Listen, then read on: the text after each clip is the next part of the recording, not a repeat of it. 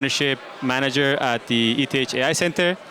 I get to work with our industry partners, but also our AI startups that are coming out of the ETH ecosystem. And today I am very pleased to welcome Marco from Omnilex, one of our startups at the center. At Omnilex, they're building the next generation of legal content. I stole that from the website, I hope you don't mind. Cool.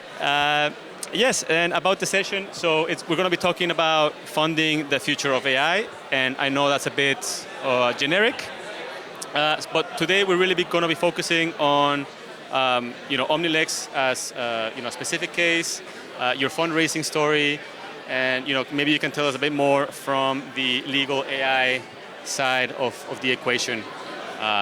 But it won't just be about funding. We'll also talk about your trajectory and maybe what you've learned along the way. So this is your speakers today. Welcome to the conversation. And one more thing, I just learned that you're also a University of Bern alum. So you're here representing the home crowd, so that's awesome.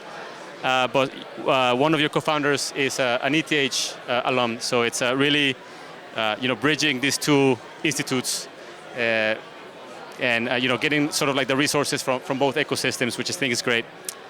Okay, without further ado, I would like to talk about your fundraising story. And for those of you who don't know, Omnilex raised $4.5 million last November, I believe. Yeah, exactly. Okay, so my first question, and it's a bit open-ended, but maybe you can tell us a bit more about this journey. How was that fundraising experience for you? Sure. First of all, thanks for being here. It's a pleasure.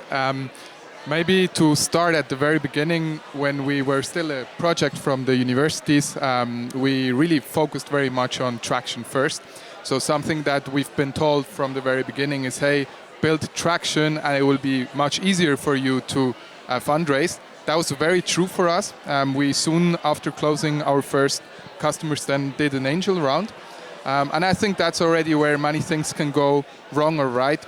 Angels are much more than money to a company, or they were much more to us than money. We really got angels on the board that had connections, network, also built their own startups before. And I think to have that as a base already helped a lot. Then in the seed round where we raised $4.5 million US dollars, with the contacts that we had to start out, and what we did essentially is we really warmed up all the investors we wanted to talk to in advance. So one thing we learned there and also held true very much is that you should get in conversations with the investors before you actually need the money, to be able then when you are starting to raise to start at a different point in the conversation with all the investors. So we then did that. We went for 3 weeks to the US and ended up raising the $4.5 million US dollars from Swiss, UK, German, and US investors. Oh, that's awesome. And congratulations, by the way. I mean, it's a huge milestone. And the round was led by Founderful, if I'm not mistaken. Exactly. So how important was it to have a variety of investors? And I know you already touched upon it, but how important was it to have like a local VC championing the round, but also to have a mix of other regions? Yeah, so I would say it really depends on what your business looks like. So what we also wanted to do is to build the base for international investors for when we're going abroad, when we internationalize. And we figured that it is a good starting point to have investors with a network within the countries that we're heading to be seen whether that worked out well or not. But so far, I think it was the right decision. Something I also learned along the way is that investors think very differently depending on the country you are in. So I think it's nevertheless, in any case, useful to have conversations with different investors to really understand which ones are the right fit for you. Awesome. And we will come back to like the fundraising experience, but I want to talk a little bit about the tech side of things, particularly now that AI, quote unquote, is becoming commoditized, at certain layers, let's say. So there is a lot of debate about where the value actually is when it comes to AI. So from your perspective, what is your read? What is getting commoditized? What is not getting commoditized, but maybe or may not? So what is your take?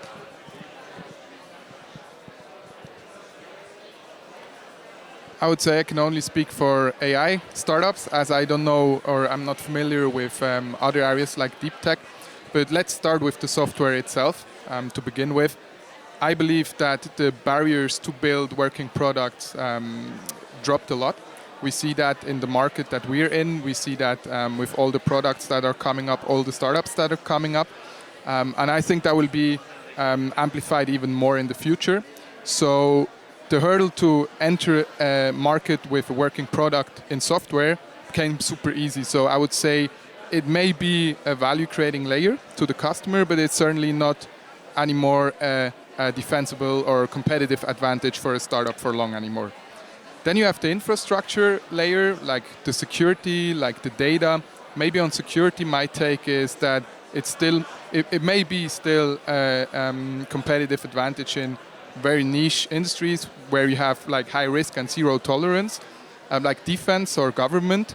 But also there, it became way easier to build safe environments for software because computational power is increased or has increased a lot. At the same time, the capacity needed scaled down. So that mixture also supports many startups and software companies to become secure very quickly.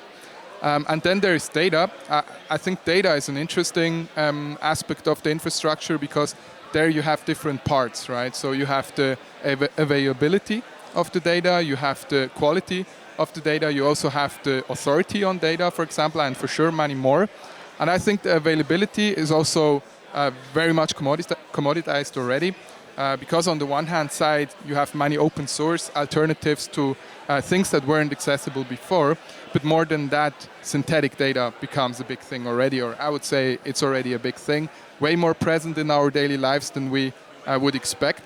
And also holds true for industries like the legal industry where we're in, where you thought this will never happen before. Now, the trade-off for that is quality, right? If you have large amount of data, chances are that the quality of this data drops, which we also see in the legal industry. So quality can still be a competitive advantage, and more than that, the authority on the data, because authority is built on quality and trust from the people using the data, right? For our case, for example, that's the lawyer. And lawyers very much spend trust on data that was created by other lawyers or at least curated by other lawyers. So that's for sure a value layer that can still create a competitive advantage for you as a company. But I mean, the list goes on, but maybe a last thing that can be very interesting right now is the business model. Because what we see in the past is that big companies really kept failing at iterating on their offering and interaction to the customer quickly. And that's something that startups like us can do very much quicker. And this is also amplified through AI. So I would say that's one of the interesting layers where you can build a competitive advantage right now. Okay, and where does OmniLex fall within what you mentioned? Where are you delivering value to your clients? So we're delivering value on all of these aspects. I think the question is more where do we build the competitive advantage? For us, that's really in the quality and authority on the data. We're the first, actually world first AI-based commentary for legal literature, and we achieved or we managed to do that in a way that you have the quality and the authority by peer-reviewed inputs from the lawyers. And at the same time, we're also moving towards the more end-to-end approach. So far, or maybe to give some context, we started out as a company with the goal to create legal AI that is outperforming lawyers in legal reasoning. Now we're moving towards really solving cases more end-to-end, so that we are not just helping in the legal research and analysis part, but really end-to-end. And that's a business model that breaks up what you have today in the, let's say, traditional industry with the billable hour. Okay, and you bring this perspective from the legal AI, but maybe thinking in the entire AI ecosystem or AI startup ecosystem. As we know, uh, one could say that the foundation layer is commoditized. I mean, models, in terms of performance, are pretty much identical at this point. As the application layer gets more and more commoditized, and we are trending in that direction. I think every time, Lovable releases a product or Anthropic releases a product, people start thinking like, okay, I can actually, this particular use case that I used to pay a company, now I can potentially build it myself, and the differentiating factor starts to disappear a little bit. So, speaking in terms of defensibility, how should founders think about it? How do they protect themselves?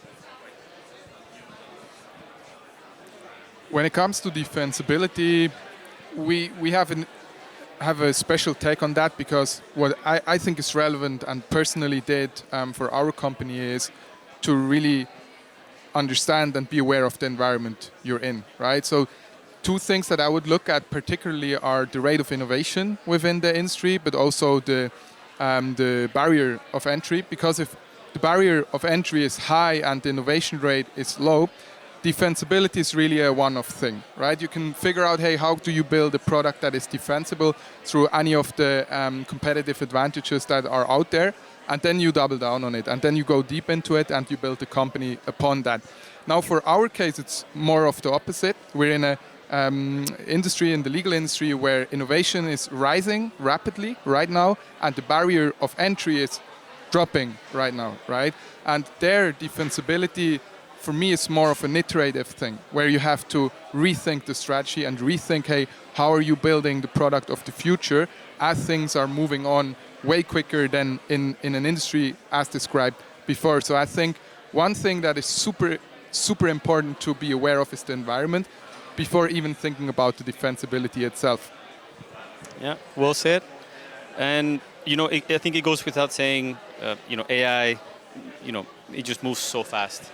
Especially if you're on LinkedIn every single day, there's just some new breakthrough, discovery, product, paper. And so you mentioned, iteration. Have you had to go through that yourself as a company already, where a product that you were working on suddenly, it doesn't look as unique, and then you have to iterate? Has that happened to you already? Yes, multiple times. And I think the best way of dealing with it is to embrace it, because you will not change it.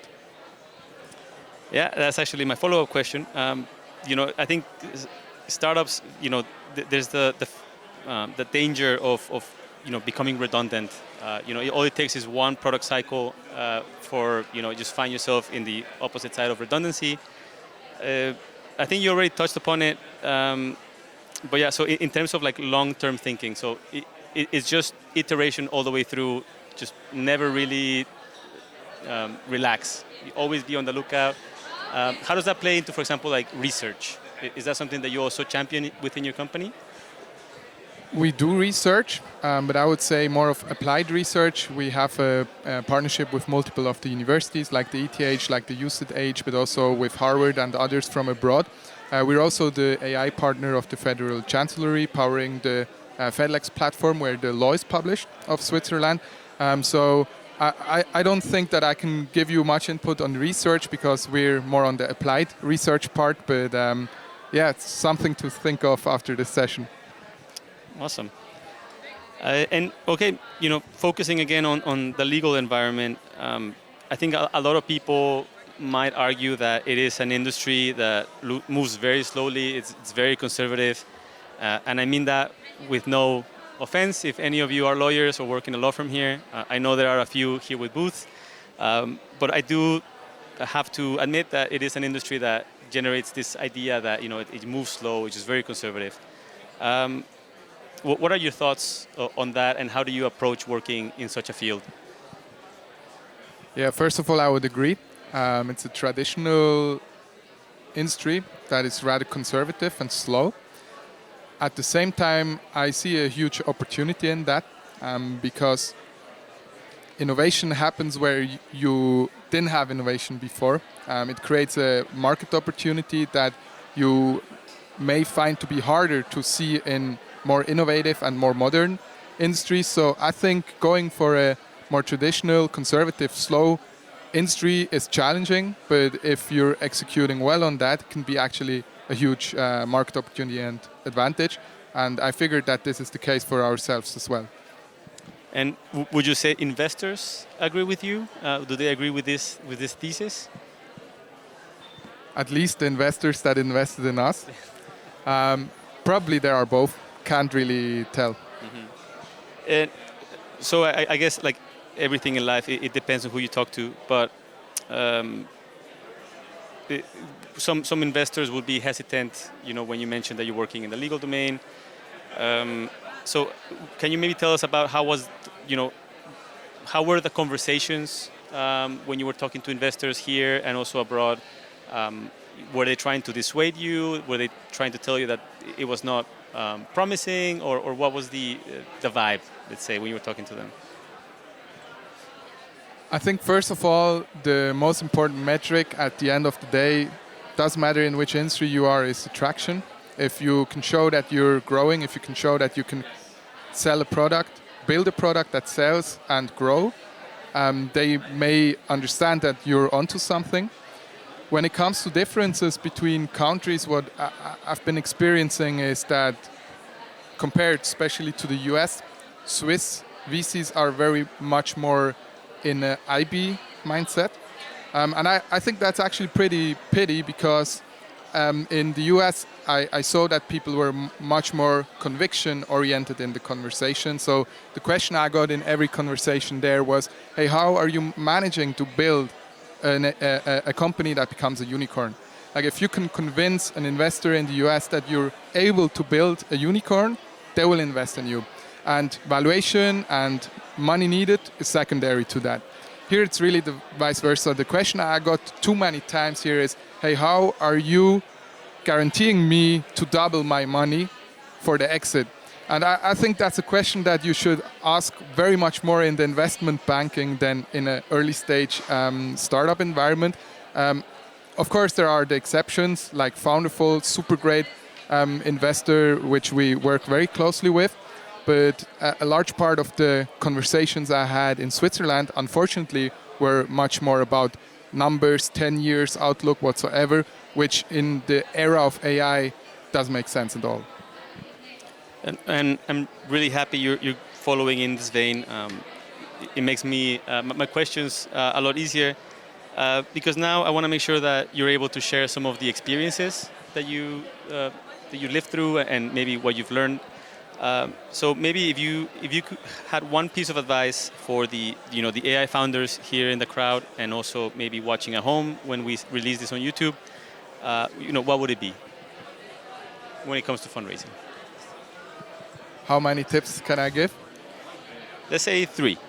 All right. I think one I already gave, like start conversations before you raise.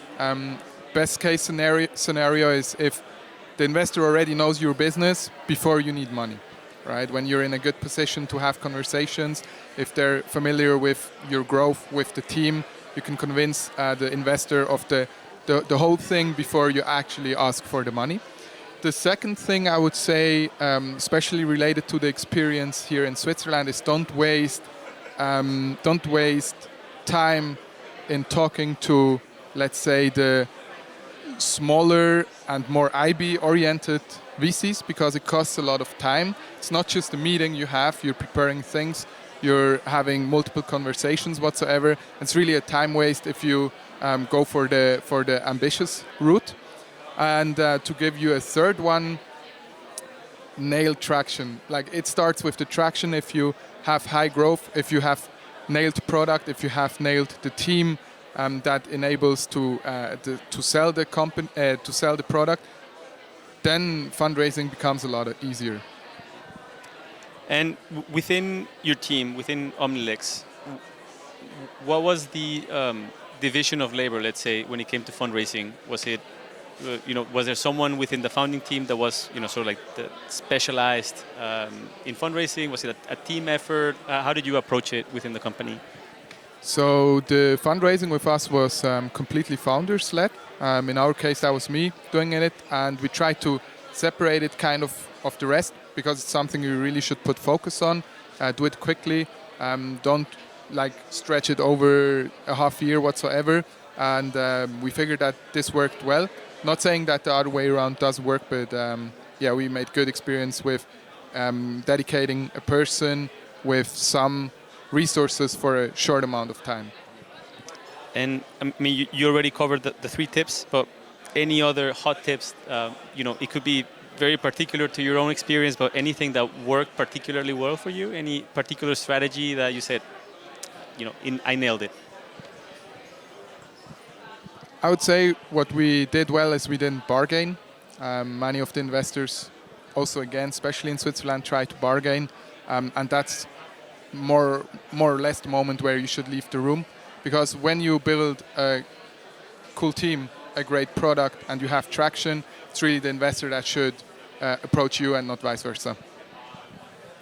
And maybe if I can add Yeah, something go ahead. to that, sorry.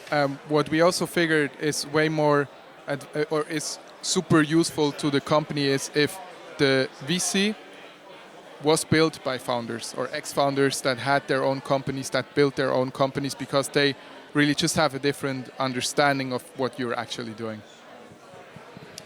No, and I agree. Would you say this translates into the local VCs here in Switzerland and abroad, or is there something particularly when it comes to dealing with VCs outside of Switzerland that is different? Yeah, comparing to the US again, in the US you just have to be ambitious. Like here you can build a SME out of a startup and you will eventually get money of some VCs. At least that's my perception. In the US, if you can't convince the VC that you're building the next unicorn, they will not invest, even if you have a great team, even if you have a great product. They want to see the fire in you that you're aiming for that. And I think you also mentioned you were able to also raise money out of the UK. Yeah. What's the vibe there? And I know you cannot generalize, but what was your experience there? I can't really tell because it was more of an opportunity that came to us. So I don't feel confident to judge that. But we had a great experience with that particular VC. Okay, awesome. Okay, I think we talked about the things that worked out for you guys in the first year.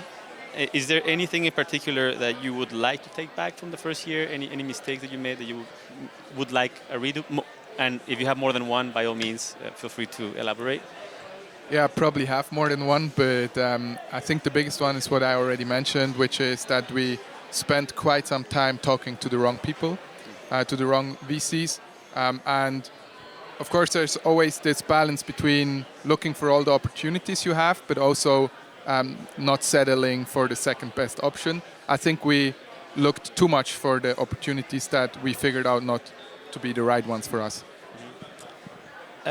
Is there an is there like say like an advantage dealing with VCs that seem to be a bit more knowledgeable with AI, meaning they understand the technology and maybe they can have some sort of opinion on the feasibility of your use case, or would you say it's easier to work with those maybe VCs that are not as AI aware and maybe they don't quite understand what you're working on?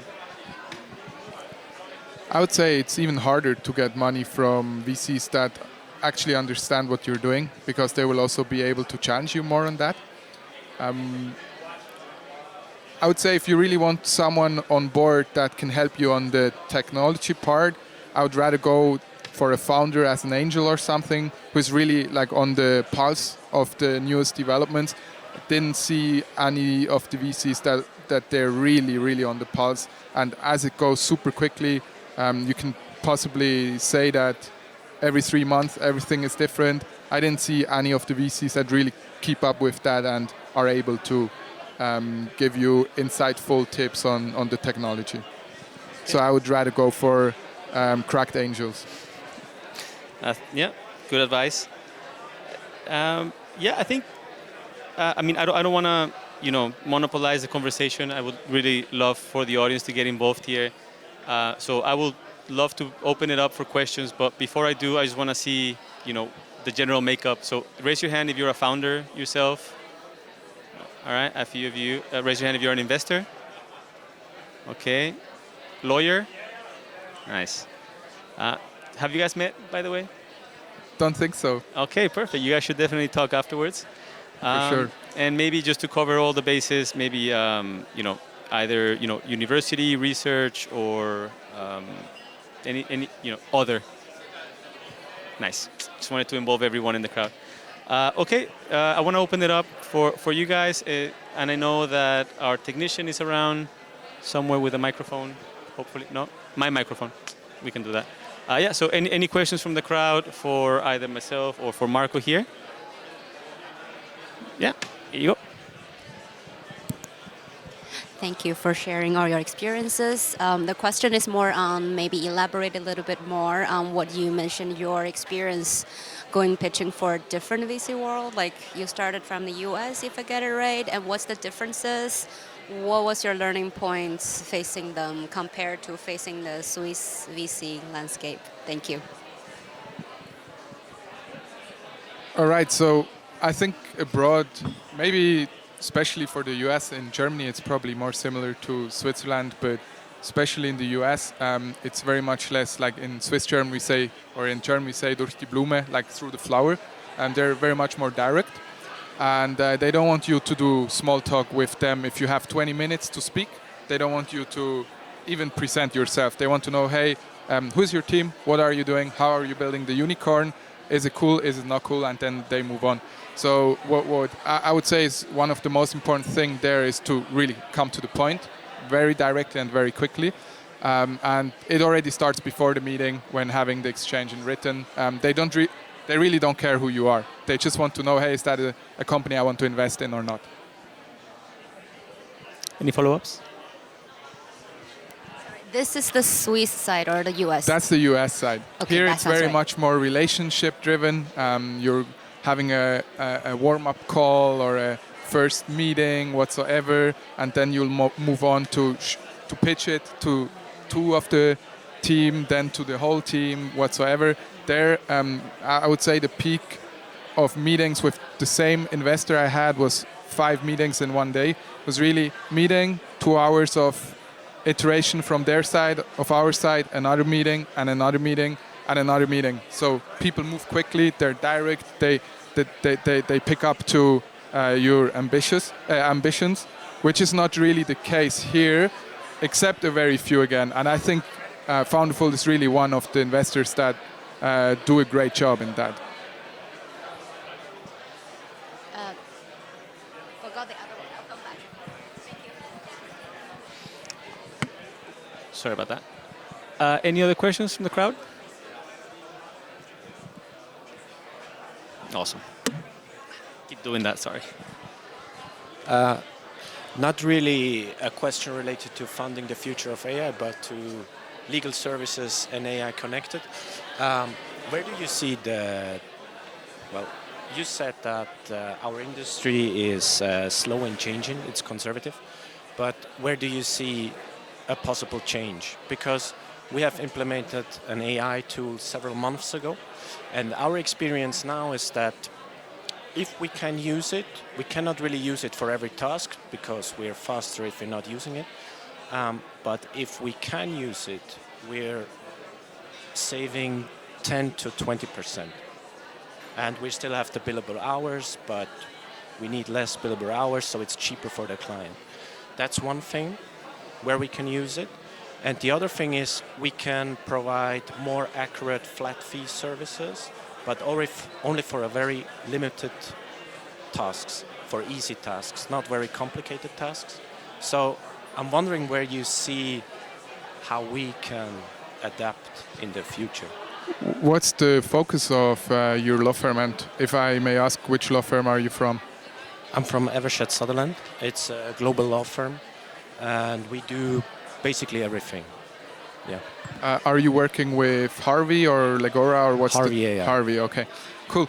I would start with telling you that you're using the wrong tool because you're not using ours, but that's probably not the insight you're hoping for here. So maybe let's put it the other way around. So one of the conflict of interest you still have is the billable hour, right? If you make yourself more productive, but you're billing by the hour, like the only one who profits from that is, if even, the client, right? Because if you're quicker, you will not earn more money, but you will serve more customers. So I think one of the things that should be more challenged by the industry is really the billable hour, and that's already what I mentioned before with the traditional way of work, with the conservative way of work, because lawyers really they really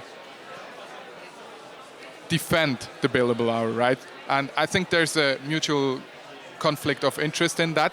Then the second thing that you mentioned with the flat fee business model, I think that's a very promising approach. There the question is, how can you quickly iterate on that to be more accurate, which is a very important thing, because if you have fixed prices, you also need to be able to foresee the costs for yourself, and then going from very narrowed down service to very broad services. So I think it's a learning path that is slowed down by the business model, as also mentioned before, but also by the people who defend to go that iterative path, which is not at all common in the legal industry so far. Yeah, I mean, I agree. I don't want to take the floor away from this, but how can I answer this? Yeah, I agree, but I think from that our industry is somehow defending the billable hour. Yes, it's somehow our nature, but as I'm a very honest lawyer, I'm going to say that the tools are not ready yet to be applied to any kind of service, and that's why we have problems for difficult tasks, more complex tasks, to provide a flat fee at this current stage. Yeah. Are you working in the Swiss ecosystem for your company, or? Yeah. Okay. In the Swiss ecosystem for AI or our law firm? For your law firm. Are you serving Swiss clients? Both, international and Okay, Swiss. because one of the, I would say, traps that you can fall into as a large law firm is buying a tool that is not optimized for your local market, and Harvey is a good example for that. So Harvey probably works way better in markets like the US, because their efforts are really put on that market. As we are very specialized, for example, to the Swiss market, we can offer a very much more specialized tool. And the challenge you have as a big law firm is, if you buy one solution for all the regions, for 95% of the regions, it just doesn't work well, as you just mentioned, right? So I think there it's important to come maybe away from, hey, we're buying an all-fits-one tool, to we're buying the tool that works best in the market we are in. But of course, there are downsides to that as well, like overhead and organizational stuff. So I see very much why law firms do that, but it's not advantageous for a Swiss lawyer like you. Okay, yeah. Then I'll have a look at Omnilix. Yeah, definitely. Thank you so much. Okay. I need to learn to stop doing that. Yeah, any other questions from the crowd? Maybe from the investor perspective, anything we said that, triggered a response, anything you would like to say? Okay. Okay. I mean, I think fundraising, of course, is a very important aspect of starting a company. But I think it's also important to talk to potential clients. So I think, in the end, there isn't anything better than having, like actual clients who pay for your services. I mean, there's nothing better. Fundraising is great, but if you can really identify what your clients need, that's the goal. A good round is the result of a good company, not vice versa. I love that. If no one else has any questions in the crowd? No? Everything was squeaky clean? Okay. Perfect. I mean, I think we covered everything that I had in mind. I'm glad that we had a few questions from the audience as well. And so please, by all means, definitely connect afterwards. I wish you all the best on that side. And for the rest of the audience, thank you so much for joining us today. We'll be here for the next couple of minutes. So if you would like to ask us something that you didn't feel like asking, in the microphone, by all means, come say hi and chat with us. Thank you all for your attention, and yeah, talk to you soon. Thank you.